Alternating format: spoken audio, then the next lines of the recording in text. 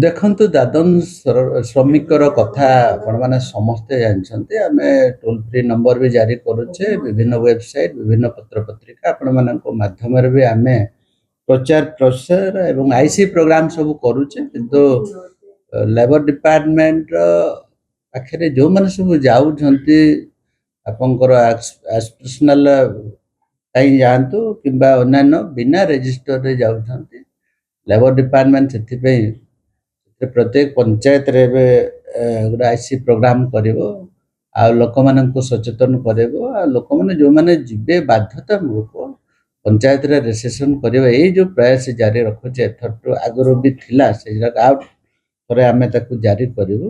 ଯିଏ ଯେଉଁଠିକି ଯାଉଛନ୍ତି ନିଶ୍ଚିତ ଭାବରେ ରେଜିଷ୍ଟର୍ଡ କରିଦେଇକି ଗଲେ ଲେବର ଡିପାର୍ଟମେଣ୍ଟର ଡେଟା ଥିବ। ବର୍ତ୍ତମାନ ସୁଦ୍ଧା ଯେଉଁମାନେ ବହୁତ ଲେବର ଯେଉଁମାନେ ଗୋଟେ ଆସ୍ପିରେସନାଲ ପାଇଁ ଯାଉଛନ୍ତି, ଅଧିକା ମଜୁରୀ ଆଶା ପାଇଁ ଯାଉଛନ୍ତି, ଅଧିକା ସାଲାରୀ ପାଇଁ ଯାଉଛନ୍ତି, ସେଇମାନେ ଡାଟା ଦେଇକି ଯାଉନାହାନ୍ତି, ଯାହାଫଳରେ ବିଭିନ୍ନ ସମୟରେ ବିଭିନ୍ନ ପ୍ରକାର ଦୁର୍ଘଟଣା ଏବଂ ଜୀବନହାନି ମଧ୍ୟ ହେଉଛି।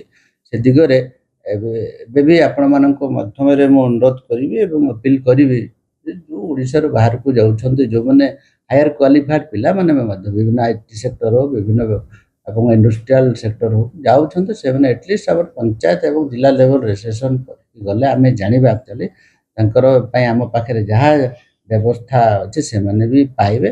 ଏବଂ ଆଶା କରୁଛୁ ଏଇ ବର୍ଷଠୁ ଆଉ ଅଧିକରୁ ଅଧିକା ଆମେ ବହୁଳ ଭାବରେ ପ୍ରଚାର ପ୍ରସାର କରିବୁ, ସେମାନେ ଯେମିତି ସଚେତନ ହେବେ ସେ ଦିଗରେ ଲେବର ଡିପାର୍ଟମେଣ୍ଟ। ଦେଖନ୍ତୁ ଓଡ଼ିଶା ବର୍ତ୍ତମାନ 2026ରେ ଆସିକି ପହଞ୍ଚିଛି। ଆପଣମାନେ ସମସ୍ତେ ଜାଣିଛନ୍ତି ଓଡ଼ିଶାର ସ୍ଥିତି ଅନ୍ୟାନ୍ୟ ରାଜ୍ୟ ତୁଳନାରେ ବହୁତ ଆଗରେ ଅଛି। ଏଇ ଓଡ଼ିଶାର ଜୀବଜନ୍ତୁ, ଜଳ, ଜଙ୍ଗଲ, ଜମିନ ସଂରକ୍ଷଣ କ୍ଷେତ୍ର ଭାରତବର୍ଷରେ ଆମେ ଗୋଟେ ରାଜ୍ୟ ପ୍ରାୟୋରିଟି ଦେଇଛୁ, ପରିବେଶକୁ ପ୍ରାୟୋରିଟି ଦେଇଛୁ। ପ୍ରାକୃତିକ ସମ୍ପଦ ଅଧିକରୁ ଅଧିକା ଥିଲେ ମଧ୍ୟ ଯେମିତି ଆମର ଜୀବଜନ୍ତୁ ମାନେ ଯେମିତି ସୁରକ୍ଷିତ ରହିବେ, ସେ ଦିଗରେ ଓଡ଼ିଶା ଗୋଟେ ରାଜ୍ୟ ପ୍ରେଷ୍ଟିଜଲି ୱାଇଲ୍ଡ ଲାଇଫ ଆନିମାଲ ଆକ୍ଟ, ବିଭିନ୍ନ ଆପଣ ଫରେଷ୍ଟ ରାଇଟ ଆକ୍ଟକୁ ଆମେ ଆଖି ଆଗରେ ରଖୁଛୁ। ଏବଂ ଆଶା କରିବି ଆମର ସରକାର ମାନ୍ୟବର ମୁଖ୍ୟମନ୍ତ୍ରୀଙ୍କ ନିର୍ଦ୍ଦେଶ କ୍ରମେ ଯାହାକି ବିଗତ ଦିନମାନଙ୍କରେ ଆମର ସଷ୍ଟେନେବଲ ଡେଭଲପମେଣ୍ଟରେ କ୍ଷତି ହେଇଛି, ଲୋକମାନେ ଏବେ ବହୁତ ସଚେତନ ହେଇଗଲେ। ଓଡ଼ିଶା ଲୋକମାନେ ବି ସଚେତନ ହେଉଛନ୍ତି।